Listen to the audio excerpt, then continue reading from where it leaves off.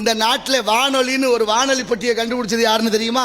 நம்ம எல்லாம் என்னென்னமோ பேசுறோம், என்னென்னமோ படிக்கிறோம், என்னென்னமோ நம்மளை விட ஆளே இல்லைன்னு ஒவ்வொருத்தருக்கும் ஒரு எண்ணம் வருது. வானொலி பெட்டிங்கிற இந்த ரேடியோவை கண்டுபிடிச்சவர் யார் சொல்லுங்க, யாராவது பார்ப்போம். தெரியும் எல்லாருக்கும். நம்ம என்னத்தை சொன்னா அவரே சொல்லட்டும் இருக்கிறா. மார்க்கோனி. மார்க்கோனி கண்டுபிடித்தார். இத்தாலி விஞ்ஞானி மார்க்கோனி கண்டுபிடிச்சாருன்னு படித்தோம். அதெல்லாம் சரி, மார்க்கோனி தான் உண்மையிலே கண்டுபிடிச்சாரா? அதுக்கு முன்னால யாரும் கண்டுபிடிக்கலாங்கிறத இங்கே கேள்வி. ஏன்னா அதுக்கு முன்னாலே வானொலியை கண்டுபிடித்தவர் நமது இந்திய விஞ்ஞானி ஜெகதீச வெங்கடேசன் என்ற அந்த விஞ்ஞானி தான் முதலில் கண்டுபிடிக்கிறார். அவர் கண்டுபிடிச்ச வானொலி பெட்டி தான் நம்ம எல்லாரும் கேட்டுக்கிட்டு இருக்கிறோம். அப்படிப்பட்ட வானொலி பெட்டியை கண்டுபிடிக்கிறதுக்குள்ள அவருக்கு நிறைய சிக்கல்கள். அந்த சிக்கலை எல்லாம் தாண்டி வானொலி பெட்டியை அந்த ஆய்வகத்தை எங்கே வச்சிருக்காரு? ஒரு கழிவறைக்குள்ள ஆய்வகத்தை வச்சு பயன்படுத்துறார். அதுக்குள்ள வச்சு கண்டுபிடிச்சிட்டாரு. இந்திய அரசாங்கம் அதுக்கு அங்கீகரிக்கவில்லை. அவருக்கு ஒரு அதுக்கான அங்கீகாரம் கிடைக்கவில்லை. ரொம்ப வேதனைப்பட்டு கொடுக்கிற நேரத்திலே அந்த இத்தாலி விஞ்ஞானிகள் மார்க்கோனி ரேடியோவை கண்டுபிடிக்கிறார். அவரும் அதே பொருளை கண்டுபிடிச்சா அவருக்கு அங்கீகாரம் கிடைக்குது. அவருக்கு எல்லாம் பாராட்டுகளும் குவிகிறது. கடைசியாக நோபல் பரிசு, இந்த நாட்டில் உயர்ந்த பரிசான நோபல் பரிசு அவருக்கு கிடைக்குது. நோபல் பரிசு யார் மூலமாக கொடுக்குது, எதனால கொடுக்குறாங்க, நோபல் பரிசு யாரோட பேரில் கொடுக்குறாங்கன்னு தெரியணும் உங்க எல்லாருக்கும். ஏன்னா ஆல்பர்ட் நோபல்னு ஒருத்தர் இருந்தார். ஆல்பர்ட் நோபல் அவர் தான் இன்னைக்கு வான வேடிக்கை நடத்துகிறமே வெடிமருந்து, அந்த வெடிமருந்துக்கு மூலக்கூறான டைனமிக்கை கண்டுபிடிச்சது அவர் தான். அவர் பேரில் தான் இன்னைக்கு கொடுக்கப்படுறது நோபல் பரிசு. அவர் பேர் நோபல், ஆல்பர்ட் நோபல். இப்போ நோபல் பரிசு அவர் கிடைக்குது யாருக்கு? மார்க்கோனிக்கு.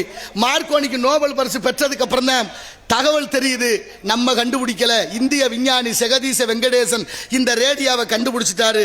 அவருடைய பேர் வராம நம்ம பேர் வந்துருச்சுன்னு அவர் கொஞ்சம் அச்சப்படுறார். மனசுக்கு கொஞ்சம் சங்கடமா இருக்கு.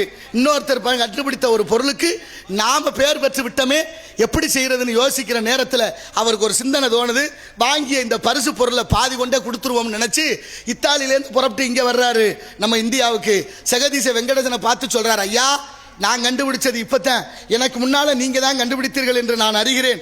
அதனால எனக்கு கொடுத்த நோபல் பரிசுல பாதியை உங்கள்கிட்ட கொடுக்கலான்னு வந்தேன் அப்படின்னு மானத்தோட மாண்போடு வந்தாரு. ஆனா நம்ம ஐயா என்ன பண்ணார் தெரியுமா? ஜெகதீச வெங்கடேசன், நீங்க கண்டுபிடிச்சது உங்க பேராவே இருக்கட்டும், ஒரு நல்ல பொருளுக்கு ஒரு பேர் வந்தா தப்பு இல்லை.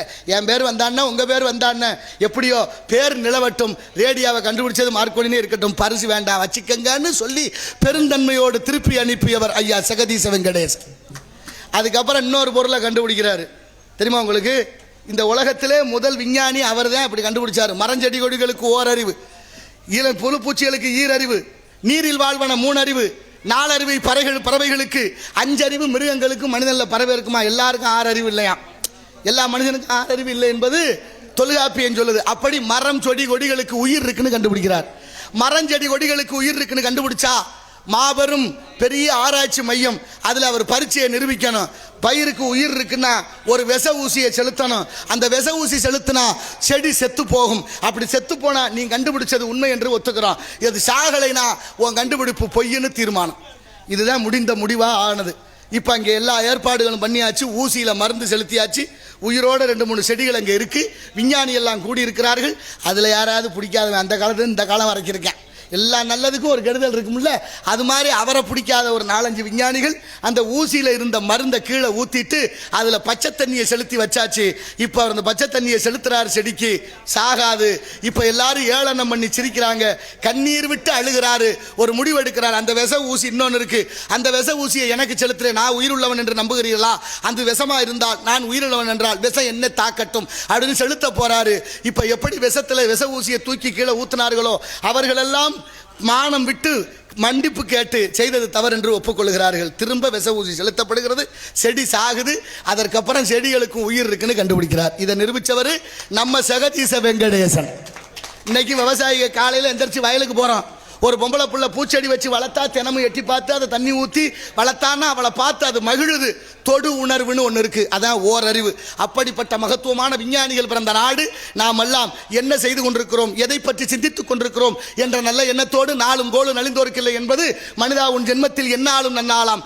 நல்லவையை கூட அல்லவை கூட நல்லவைகளாக மாற்ற வேண்டும். அந்த வகையிலே நல்லதை விதைப்போம். என்ன விதைக்கிறோமோ அதை அறுவடை செய்யணும். அந்த வகையில் இந்த இடத்தினுடைய சிறப்பை பார்க்கின்ற பொழுது என்று வைப்பார்.